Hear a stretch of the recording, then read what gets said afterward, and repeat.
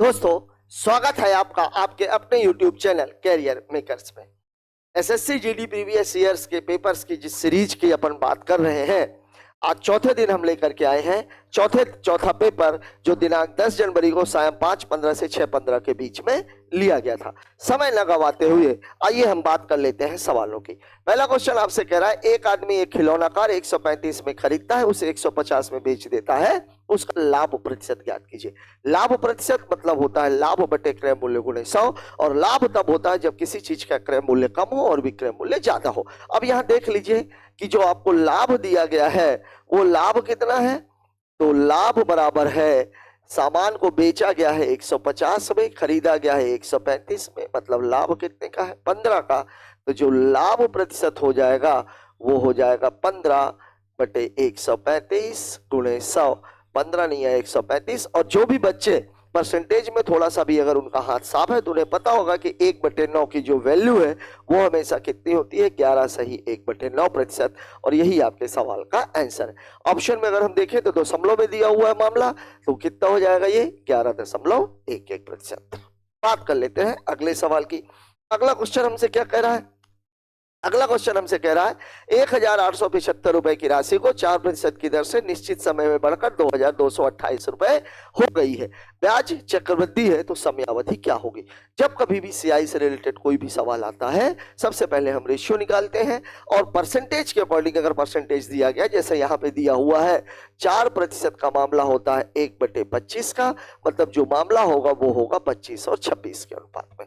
अब ये दो की घात वाला मामला आ गया, मतलब 2 वर्ष, 3 की घात वाला मामला आ गया तो 3 वर्ष। अब हम बात कर लेते हैं सवाल में मूलधन कितना था 1,875, और जो मिश्रधन हुआ है वो कितना हुआ 2,028। 5 से ये कटेगा, ये नहीं कटेगा, 2 से ये कटेगा, ये नहीं कटेगा, 3 से देख लेते हैं, 8 2 10 2 12, 7 5 12 8 20 और 21, बाकी 3 से कट रहा है, 3 छक्के 18, 3 दूनी 6, 3 पच्चे 15, 3 सत्ते 21, सॉरी 3 छक्के 18, 3 सत्ते 21, 3 छक्के 18। अब देखिए ये 625 और 676 है। अब चूंकि हमें मामले को 25 और 26 में ही देखना है, तो आपको देखने की भी जरूरत है 625 क्या होता है 25 का स्क्वायर, और ये क्या होता है 26 का स्क्वायर, मतलब 25 का स्क्वायर 26 का स्क्वायर बन गया है। तो वर्ष कितने हो जाएंगे 2, मतलब इसका जो उत्तर हो जाएगा वो कितना हो जाएगा 2 वर्ष। बात करते हैं अगले सवाल की।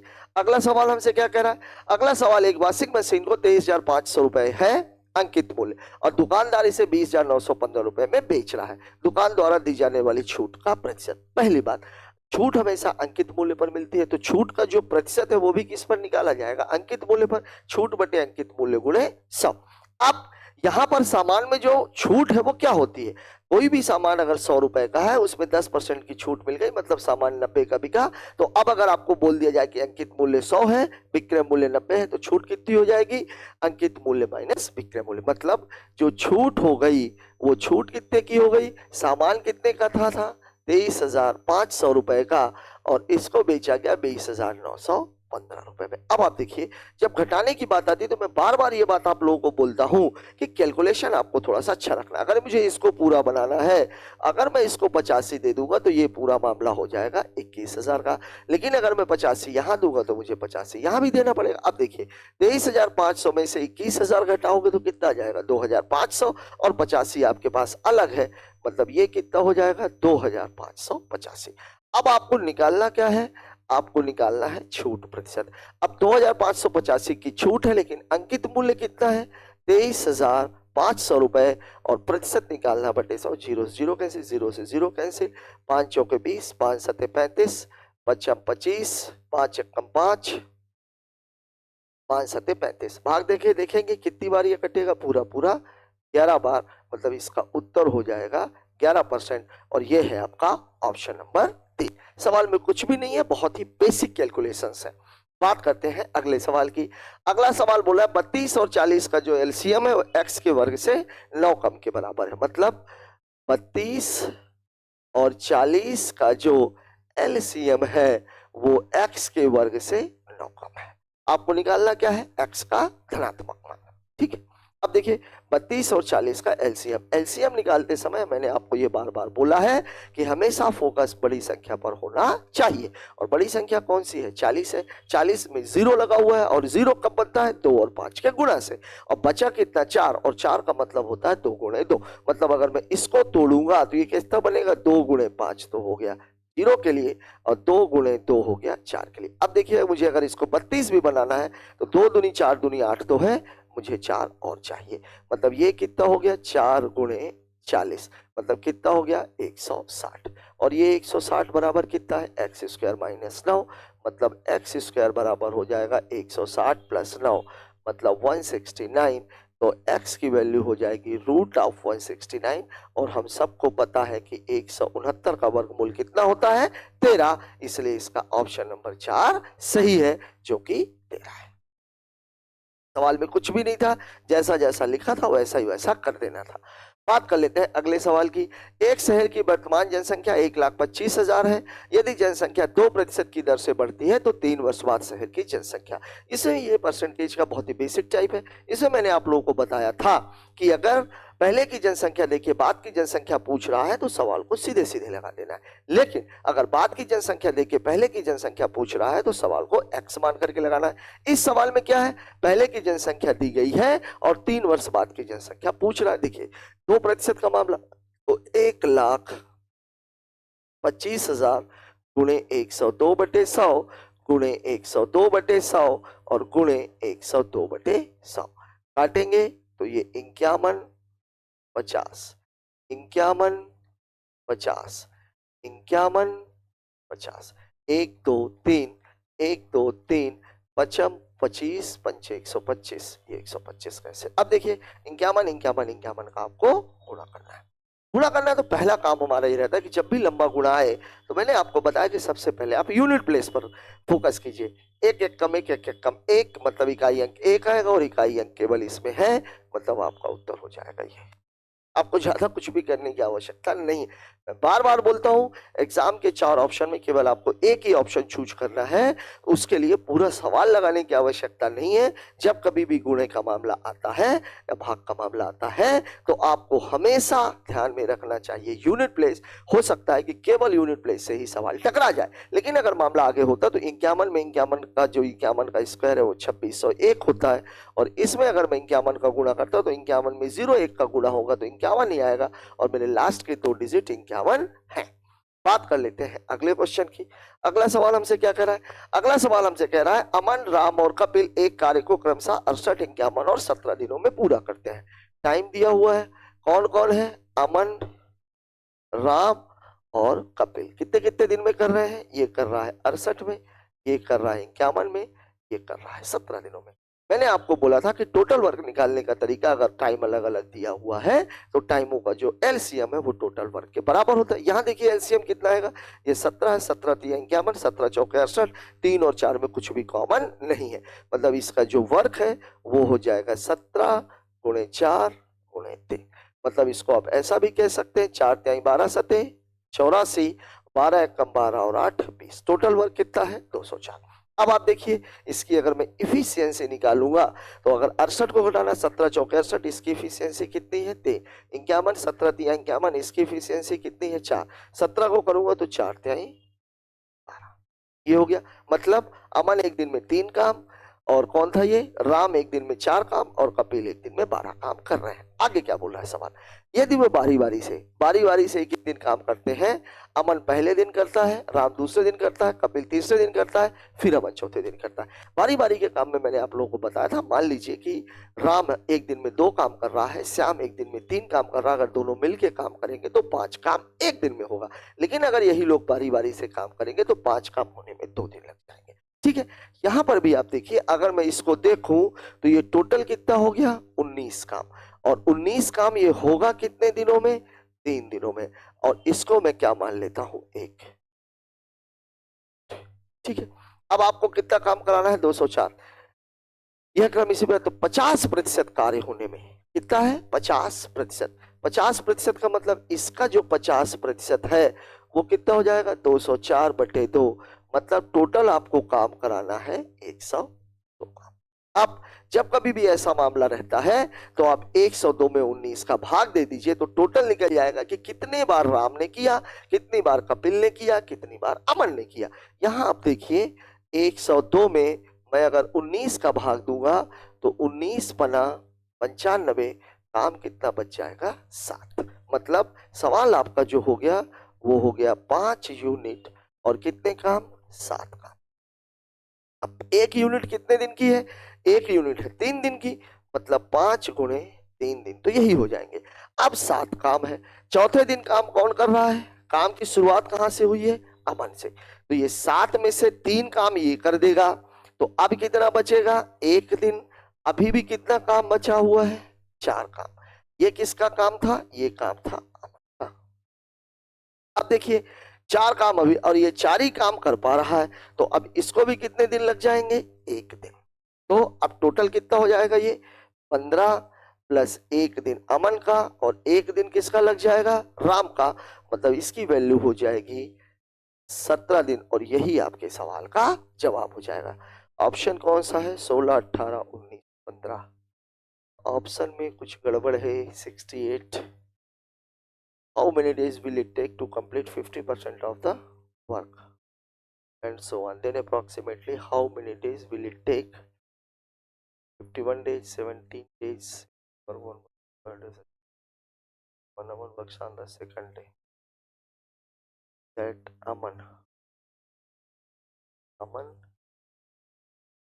Ram works on the second day, Kapil works on the third day, Aman works on the first day.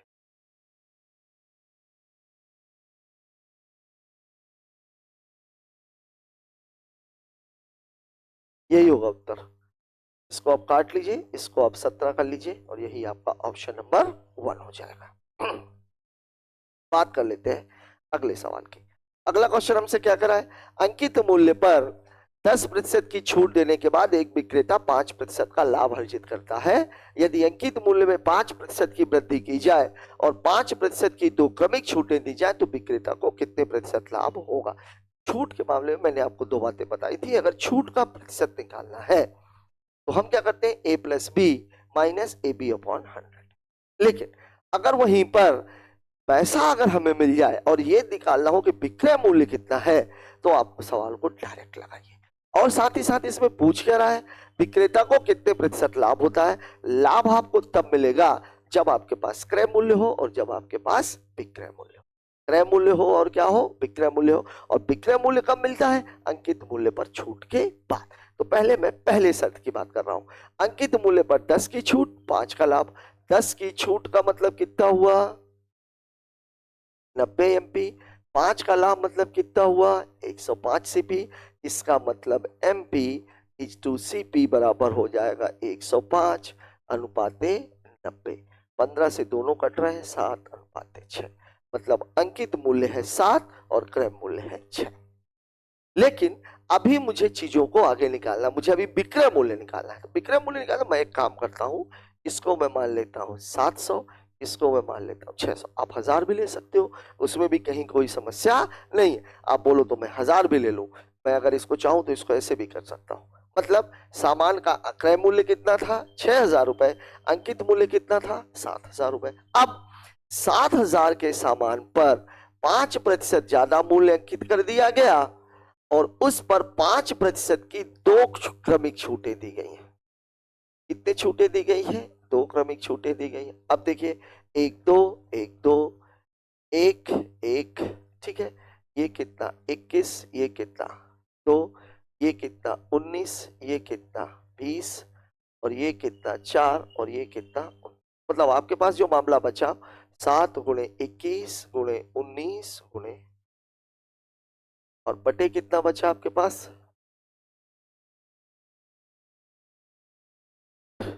ये बचा आपके पास मामला। अब ये डायरेक्ट तो कट नहीं रहा है, 19 और 19 कितना होता है 361। तो अब मैं कर लेता हूं, इसको थोड़ा छोटा बनाता हूं, 361। 21 एकम 21, 21 छक्का 126 और 2 128, 21 जाए 63 और 12 75। इसमें 7 का गुणा, तो 7 एकम 7, 7 अठे 56, 7 पना 35, 5 40, 7 7 49 और 4 553, मतलब आपका मामला कितना हो गया 530 67/8।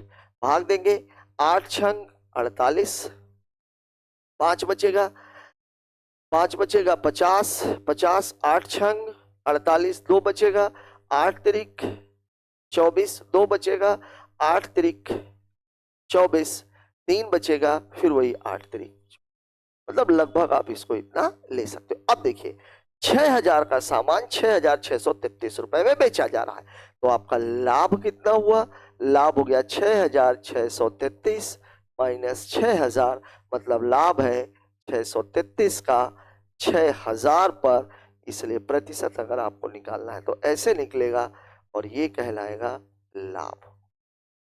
सॉरी 663 है, 6633 6633 633 का 1 2 कम 6 भाग न पहुंचे लब्धे शून्य 6 पंचे 30 10.5 और ये है आपका ऑप्शन नंबर 3। सवाल में यहाँ पर 6000 और 7000 का, मैं आप लोगों को एक बात बता दूं, लाभ और हानि के मामले में जब कभी भी डाटा ऐसा है, अगर मैं इसको 7 लेता तो बहुत सारे दशमलव आ जाते, और जितने ज्यादा दशमलव आते हैं हमारे बच्चों को मेंटली उतनी ज्यादा प्रॉब्लम होने लगती है। जब ऐसा है कुछ नहीं, डाटा तब भी यही आता, बस अंतर ये रहता कि ये सारा का सारा डाटा किस में आ जाता, दशमलव में आ जाता। ये आ जाता 6.6333, अब फिर 6 में से घटाते तो फिर कितना आ जाता, 0.633, 6 पर लाभ आ जाता। अभी क्या है, डाटा सीधा सीधा दिख रहा है, ठीक है, ये आपके लिए थोड़ा ज्यादा आसान पड़ेगा। काफी बढ़िया सवाल था। बात कर लेते हैं अगले सवाल की। एक डीलर अपने माल को 16% हानि पर बेचने का दावा करता है, परंतु वह 1 किलोग्राम वजन के स्थान पर 750 ग्राम वजन का ही इस्तेमाल करता है, उसका लाभ प्रतिशत ज्ञात कीजिए। मैंने आप लोगों को बेईमानी वाले टॉपिक में बताया था, विक्रय मूल्य क्या कहलाता है, जितने में सामान बेचा गया, जितने रुपए में सामान बेचा। और जो क्रय मूल्य है वो क्रय मूल्य क्या कहलाता है, क्रय मूल्य कहलाता है जितना सामान दिया गया। अब देखिए यहां पर, अब हर सामान की जो कीमत है वो यहाँ पर कितनी मानी जाती है, 1 किलो में 1000 ग्राम होते हैं, इसलिए हर सामान की कीमत 1000 रुपए मानी जाती है। अब यहाँ आप खुद ही देखिए 16% हानि पर बेचने का दावा करता है, मतलब 1000 का सामान वह 840 रुपए में बेचने के लिए बोल रहा है, मतलब इसका जो विक्रय मूल्य हो जाएगा वो विक्रय मूल्य कितना हो जाएगा, 1000 गुणे 84/100, मतलब कितना हो जाएगा 840। और इसका जो क्रय मूल्य है वो क्रय मूल्य कितना है, वो क्रय मूल्य है 750। तो इसका जो लाभ है, लाभ कितना है, तो लाभ प्रतिशत कितना है, लाभ प्रतिशत बराबर हो जाएगा 90/750 गुणे 100। 0 से 0 कैंसिल, 25 तिहाई 75, 25 चौके 100, 3 त्रिकाई 9, 3 चौके 12% का लाभ हुआ है उसे, और ये है आपका ऑप्शन नंबर। यहाँ कुछ बच्चों को हो सकता है 84 में प्रॉब्लम हो, 16% हानि का मतलब होता है 84%। याद रखिएगा इस बात को, 16% लाभ बोल देता तो मैं क्या कर देता, उसको 116 बना देता, ये 100 है, कुछ भी नहीं है सवाल में, बेईमानी में। बस यहाँ पर ध्यान रखना है, हर सामान की कीमत 1000 रुपए प्रति किलो, सामान बेचने के लिए जितने रुपए लिए गए वो है विक्रय मूल्य, जितने ग्राम सामान दिया गया वो है क्रय मूल्य। बात कर लेते हैं अगले सवाल की। अगला सवाल हमसे क्या कह रहा है, एक शंकु का वक्र पृष्ठीय क्षेत्रफल 4.455 सेंटीमीटर स्क्वायर है, व्यास 105 सेंटीमीटर है, तिर्यक ऊंचाई है, व्यास 105 वक्र पृष्ठीय क्षेत्रफल, ये शायद ये गड़बड़ होगा, चलिए देख लेते हैं, पहले एक बार मैं इसको हटा के देख लेता। देखिए शंकु का जो वक्र पृष्ठ है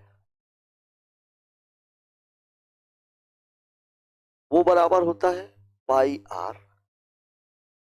अब व्यास दिया हुआ है, व्यास दिया हुआ है मतलब डी की वैल्यू आपको दी गई है, तो आर की वैल्यू कितनी हो जाएगी 105/2। अब देखिए पाई आर एल मतलब पाई की वैल्यू कितनी है 22/7, आर की वैल्यू कितनी है 105/2, तिर्यक ऊंचाई आपको निकालनी है, और वक्र पृष्ठ का क्षेत्रफल दिया हुआ है 44। 55। ठीक है, तो एल की वैल्यू कितनी हो जाएगी 44 55 गुणे 2 बटे 105 गुणे 7 बटे 22। ये 11 11 से इससे काट लेंगे 405, 7 से इसको काटेंगे 15 और इसको काट देंगे तो 15 दूनी 30 15 सत्ते 105 27 सेंटीमीटर। Option number 4। कुछ भी करने की आवश्यकता नहीं है, डाटा इतना खूबसूरत दिया हुआ है कि सवाल तुरंत कट गया। यहाँ एक बात जरूर, ये पॉइंट आप हटा दीजिएगा, सवाल में ये पॉइंट नहीं। बात कर लेते हैं अगले सवाल की। अगला सवाल हमसे क्या कह रहा है?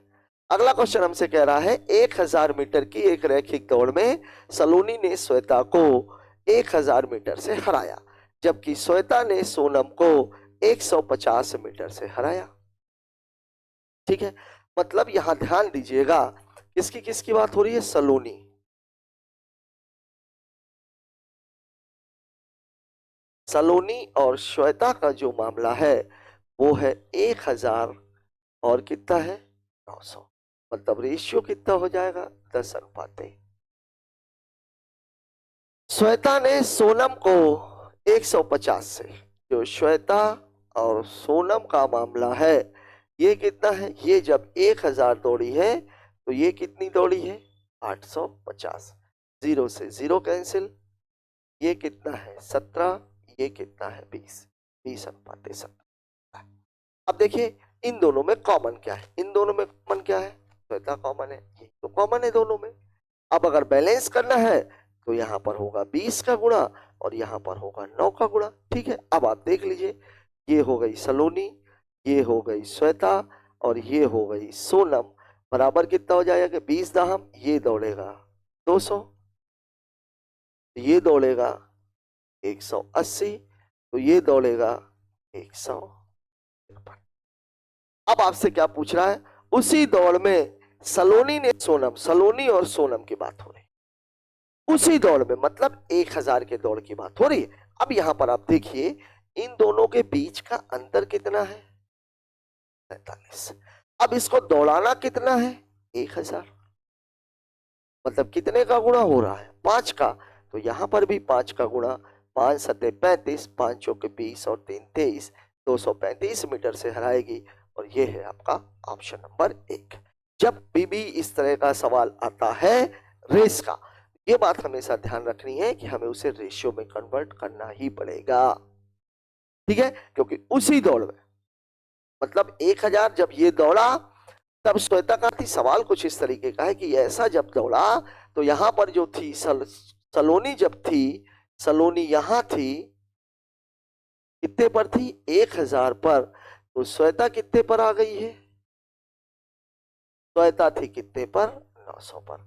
फिर जब श्वेता यहां पहुंच गई, श्वेता कहां पहुंच गई 1000 पर, तो सोनम कितने पर थी? सोनम कितने की पर थी 850 पर, क्योंकि दोनों ही दौड़ें कितने कितने की हुई हैं 1000 की। अब इसको हटाना है, सलोनी को और सोनम को दौड़ाना है, तो हमने क्या निकाला भैया? हमने निकाला कि इन तीनों का जो अनुपात है दौड़ने का वो क्या है, और वो क्या है तो हमें तीनों का मिल गया। अब सलोनी और सोनम की बात हो रही थी तो हमने देख लिया कि कितने से हार रही थी 47 से, कितने पर 200 पर, तो 1000 पर मतलब 200 का कितने गुना 5 गुना, तो 47 का भी कितने गुना 5 गुना। बात कर लेते हैं अगले क्वेश्चन की। अगला सवाल हमसे कह रहा है एक दशक में एक कस्बे की जनसंख्या 1,45,000 से 2 लाख हो गई है, प्रतिवर्ष जनसंख्या। ध्यान रखिएगा एक दशक मतलब बात हो रही है 10 साल की। साधारण वृद्धि दर प्रतिशत क्या होगी? पहले तो आप पूरा 10 साल का निकाल दो, 10 का भाग दे दो, आपका उत्तर आ जाएगा। पहले तो हम ये देख लें कि ये पूरा मामला कितने का है 1,45,000 का, सॉरी 10 ज्यादा हो गया है, और जनसंख्या हो कितनी गई है 2 लाख। इसमें से आप 1,45,000 को घटा दीजिए तो कितना आ जाएगा 55,000। कितना आ जाएगा 55,000। तो जो 10 वर्ष में बढ़ी, 10 वर्ष में जो बढ़ी वो कितनी बढ़ी 55,000 बढ़ी, कितने पर 1,45,000 पर। प्रतिशत आप निकाल लीजिए 1 2 1 2, 0 से 0 कैंसिल, 5 दूनी 10, 5 9 45, 5 1 5, 1100। तो अब आप 1100 में 29 का भाग दे दीजिए। तो 29 त्याई 87, 110, 13 और 10 23, 0 230, 29 8 9 72, 7 बार जाएगा। 7 नैया 63, 7 दूनी 14, 14 और 6 20, 27, 270, 270। अब कितनी बार जाएगा? अब कितनी बार जाएगा भाई? ये अब जाएगा 8 बार। 8 नाम 72, 8 दूनी 16 और 7 23, 9 नमा 81, 9 दूनी 18 और 7 25, 9 बार। 9 नमा 81, 9 दूनी 18 और 7 25, मतलब लगभग लगभग कितनी बोल रहा है ये? 37.9%। तो एक वर्ष का मामला कितना हो जाएगा? 37.9 बटे 10, मतलब 3.79%। और ये है आपका ऑप्शन नंबर 1। इसने एक डाटा और आगे निकाल दिया है। यहां पर हम सीधे 10 का भाग क्यों दे रहे हैं? क्योंकि बात क्या हो रही है? साधारण वृद्धि का, चक्रवृद्धि का मामला नहीं है। चक्रवृद्धि का मामला तो अगर 10 साल का होता तो घाटे कितना हो गया होता? 10। यहां पर मामला किसका है? यहां पर मामला है साधारण ब्याज का। इसलिए 10 साल में वृद्धि दर हमने निकाल दी और फिर उसको 10 से भाग दे दिया, तो हमारी 1 साल की निकल गई। बात कर लेते हैं अगले क्वेश्चन की। अगला सवाल हमसे क्या कह रहा है?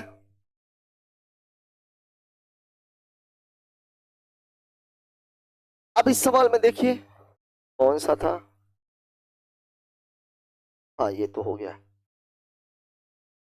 ये सवाल किसका है? स्पीड का है, टाइम एंड स्पीड का। सवाल में आपको क्या कह रहा है?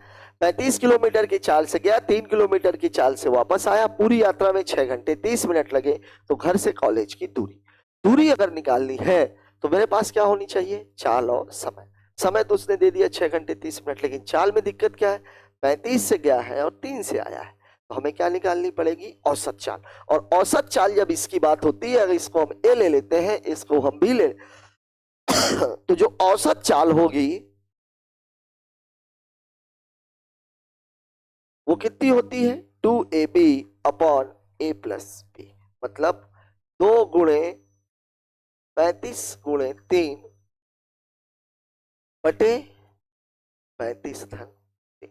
अब ये कितना हो जाएगा? 6, 180, 210, 210 बटे 38 काट लीजिए तो कितना हो जाएगा ये? 105 बटे 19। ये क्या हो गई? आपकी चाल हो गई। समय कितना दिया हुआ? 6 घंटे 30 मिनट। तो दूरी बराबर क्या होता है? दूरी बराबर होता है चाल गुणे समय। चाल कितनी है? 105 बटे 19 और समय कितना है? 13 बटे 2। ये 13 बटे 2 कैसे? देखिए 6 से 1 बटे 2 को मैं कैसे लिख सकता हूं? और इसका मतलब कितना होता है? 13 बटे 2। कुछ कट रहा है क्या? 13 बचे 65 बटे 19 दूनी 38। अब यहां पर आप खुद लोग देखिए कितना है ये? 13 65 में किसका भाग देना है? 38 का। अब आप भाग दीजिए, कितनी बार जाएगा भाई ये?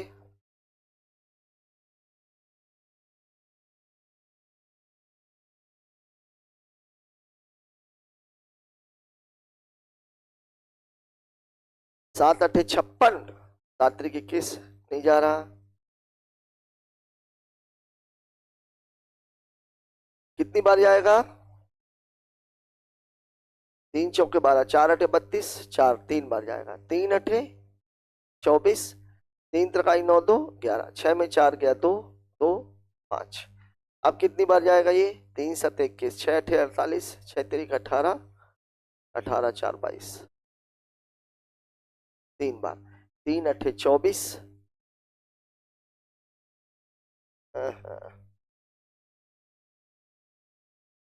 यही मामला गड़बड़ होता है। 6 अठे 48, 5 बार। 38 पंचे 5 अठे 40, 5 त्याई 190, 35 आ जाएगा। 350 दशमलव दशमलव कितनी बार जाएगा अब ये? 9 अठे 72, 9 त्रिक 27, लगभग 9 बार। अब ये देखिए कितनी हो गई? 35.9 किलोमीटर।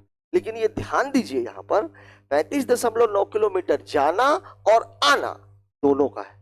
तो जो दूरी है वास्तव में ए से बीच करके, ये तो कुल दूरी हो गई। ये कौन सी दूरी हो गई? कुल दूरी। तो जो दूरी है वो कितनी हो जाएगी? 35.9 और बटे 2। तो 2 एकम 2, 2 सत्ते 14, 2 नाई 18, 17.9। कौन सा ऑप्शन है? Option number 2। इसके आगे भी आएगा, दशमलव के लिए ज्यादा कैलकुलेट करने की जरूरत नहीं, खासतौर से अगर हमें आंसर मिल जाए। वैसे यहाँ पर आंसर बहुत करीबी था। अगर हम इसको अंदाजा लगाने की कोशिश करते यहाँ से, तो पूरा का पूरा मामला, अगर मैंने इसको 6 ले लिया होता कि यहाँ पर मैं पूरा भाग न दे करके 6 ले लेता हूँ, ये थोड़ा सा ही ज्यादा हो रहा है, तो मैं कंफ्यूजन में आ जाता कि उत्तर 3 होगा। तो जब कभी भी अगर आपके ऑप्शंस बहुत निकटतम है, तो वहां पर सवाल को 1-2 पॉइंट तक लगा लीजिए। बात करते हैं अगले सवाल की। 13वां नंबर हमसे क्या कर रहा है? 37 55 का कितना? वाह, कितना प्रतिशत पूछ रही? 37, 11, 20, 540, 11, 11 चौके 44, 10, 100, 11 नैया 99, 1.000, 11 नैया 99, कितना है? 55 का ही पूछा ना?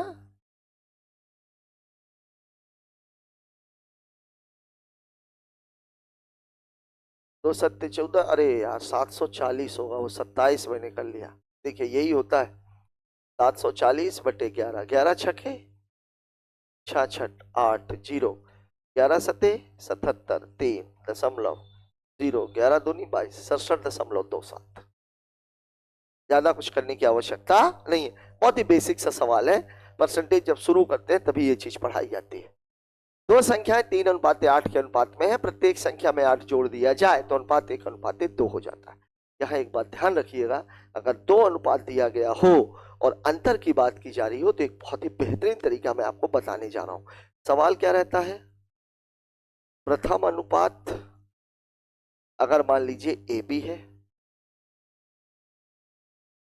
द्वितीय अनुपात अगर मान लीजिए सी डी है, और जो अंतर है वो मान लीजिए x और y है। क्या होता है? Cross multiplication. क्या हो जाएगा ये? A D minus B C बराबर C Y minus D X. लेकिन अगर इन दोनों में से एक भी अगर माइनस का हो, तो A D minus B C बराबर हो जाएगा सी वाई प्लस। ध्यान रखिएगा, अगर दोनों प्लस प्लस वाले हैं या दोनों माइनस माइनस वाले हैं तो माइनस रहेगा, लेकिन अगर एक प्लस और एक माइनस है तो दोनों प्लस हो जाएंगे। अब यहाँ सवाल में बोल रहा है दो संख्याएं 3:8 के अनुपात में, मतलब पहला रेशियो है 3:8। 8 जोड़ दिया गया तो अनुपात 1:2 हो जाता है, 1:2 हो गया। कितना जोड़ने पर? 8 जोड़ने, बस क्रॉस मल्टीप्लिकेशन। 3 दूनी 6, 8 कम 8, 8 माइनस 6, 8 दूनी 16, 8 कम 8, 16 माइनस 8, मतलब 2 बराबर 8, तो 1 बराबर 4। मतलब ये संख्या कितनी है? 4 तिहाई 12, और ये संख्या कितनी है? 32। ठीक है, प्रत्येक संख्या में 4 घटा दिया गया, मतलब यहां घटा दिया 12 माइनस 4, तो ये कितनी हो गई? 8, और 32 माइनस 4, मतलब ये कितनी हो गई? 28। तो अनुपात क्या हो जाएगा? किससे घटेगा? 4 से। 4 दूनी 8, 4 सत्ते 28, 2:7। Option number. यहाँ ध्यान दीजिएगा, ये बहुत ही काम की ट्रिक है। ठीक है, संख्या में भी अप्लाई होती है, लाभ हानि में भी अप्लाई होती है, आय और एज में भी। अभी आगे अगर सवाल आएंगे, और अगर आपको देखना है तो रेशियो में, रेशियो के पार्ट में बहुत अच्छे सवाल इससे हैं। आप प्ले लिस्ट में रेशियो का खोलिएगा, उसमें पार्ट 2 तो नहीं, लेकिन पार्ट 3 में आपको ये चीज मिल जाएगी। बात कर लेते हैं अगले सवाल की। अगला सवाल हमसे क्या कह रहा है? अगला सवाल हमसे कह रहा है एक किसान के पास 10 तोते और 40 घोड़े हैं, प्रति जानवर 10 तोते, 10 तोते, इसके पैर कितने हो जाएंगे? 10 घोड़े, मतलब कितने? 20। 40 घोड़े, तो एक घोड़े के पैर कितने रहते हैं? 4, मतलब ये कितने हो जाएंगे? 8। प्रति जानवर पैरों की औसत संख्या। औसत संख्या कैसे निकलेगी? दोनों को जोड़ करके 10 प्लस 40, मतलब ये कितना हो गया? 180, और ये कितना हो गया? 50। 0 से 0 कैंसिल, और 5 का भाग मतलब 2 का गुणा, तो कितना हो जाएगा? 36/10। मतलब आंसर हो जाएगा 3.6 और ये है आपका ऑप्शन नंबर 2। बात कर लेते हैं अगले सवाल की। अगला सवाल, 1 घंटे में ए 7 कुर्सियों को पेंट करता है और बी 1 घंटे में 4 कुर्सियों को पेंट करता है। मतलब ए ने 7 की, बी ने 4 की, दोनों मिलके करेंगे तो 11 करेंगे। ठीक है, निर्धारित कीजिए कि 55 कुर्सियों को एक साथ पेंट करने में उन्हें, इतने सरल से सवाल है। ए कितनी कर रहा है? 7 कुर्सी। बी कितनी कर रहा है? 4 कुर्सी। तो दोनों मिल करके कितनी कुर्सी करेंगे? 11 कुर्सी 1 घंटे में। करना कितना है? 55। तो 55/11 मतलब उत्तर कितना हो जाएगा? 5 घंटे। और यही आपके सवाल का जवाब है, ऑप्शन नंबर 1। बात कर लेते हैं अगले सवाल की। अगला सवाल हमसे क्या कह रहा है? एक बल्लेबाज 15वीं पारी में 97 रन बनाता है, उसके रनों का औसत 5 बढ़ जाता है। 15वीं पारी के बाद उसके रनों का औसत। बहुत ही बेहतरीन सवाल। 15वीं पारी में, यहां समझने की क्या जरूरत है? 15वीं पारी में मतलब बंदा 14 पारी खेल चुका है, औसत रन संख्या 5 बढ़ जाती है। मतलब पहले भी तो उसका कुछ ना कुछ औसत रहा होगा।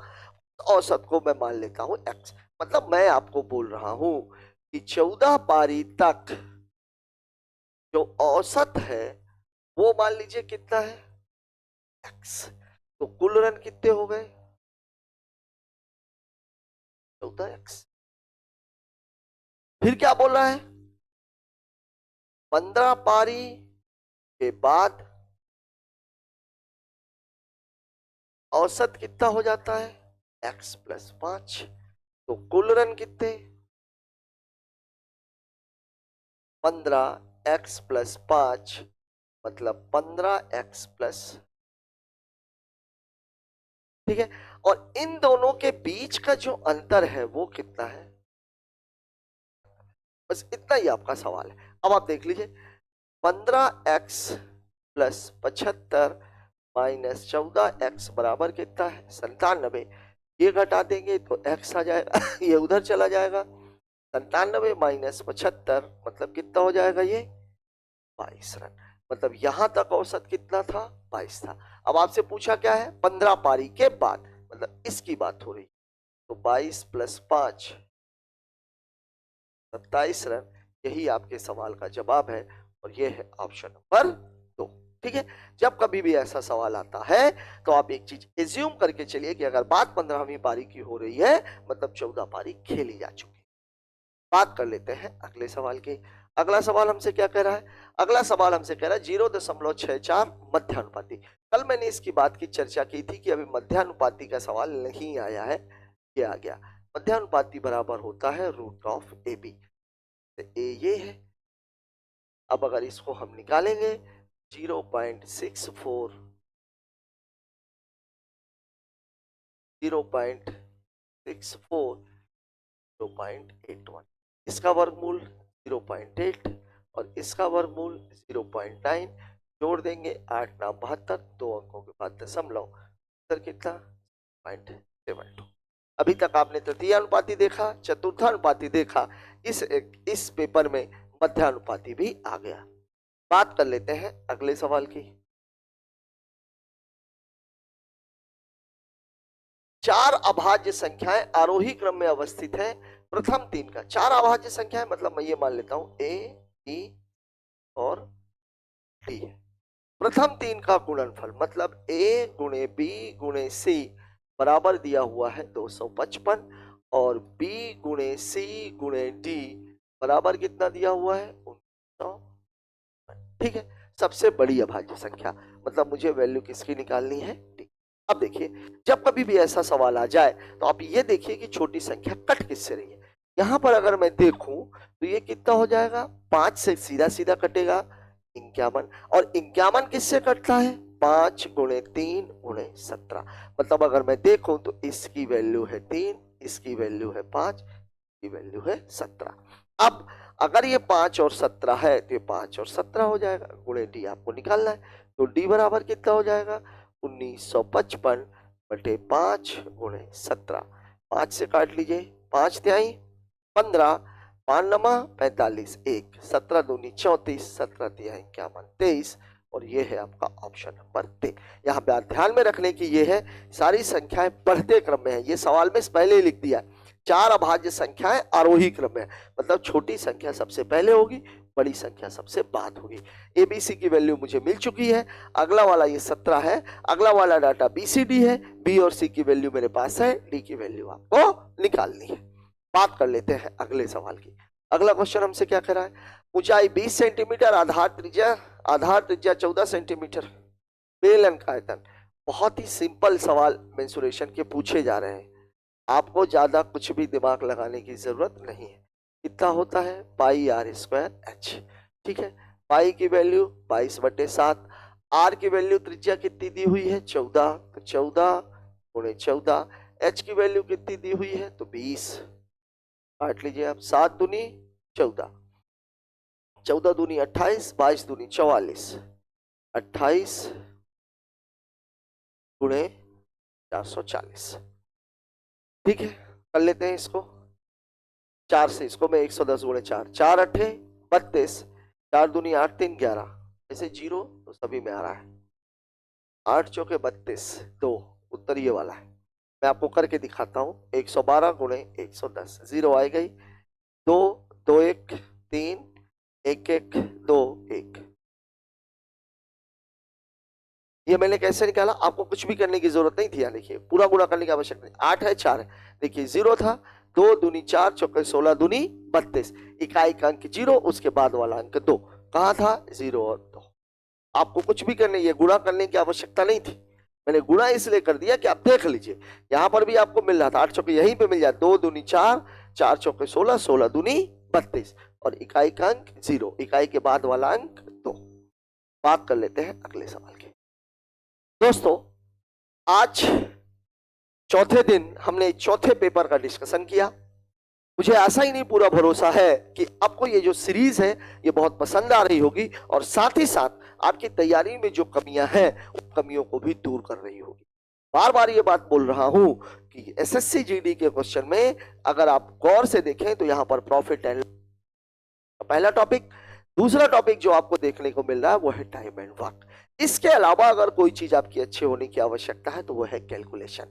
इसके लिए हमने पहले ही अपनी प्लेलिस्ट में कैलकुलेशन से रिलेटेड वीडियोस डाल रखे हैं, आप उन्हें एक बार जरूर देखिए और कोशिश कीजिए कि सवाल गुणा भाग जोड़ घटाना वर्ग वर्गमूल घन घनमूल आपको जो उसमें तरीके बताए गए हैं उस तरीके से निकालिए, फिर देखिए आपके कैलकुलेशन में कितना नाटकीय परिवर्तन।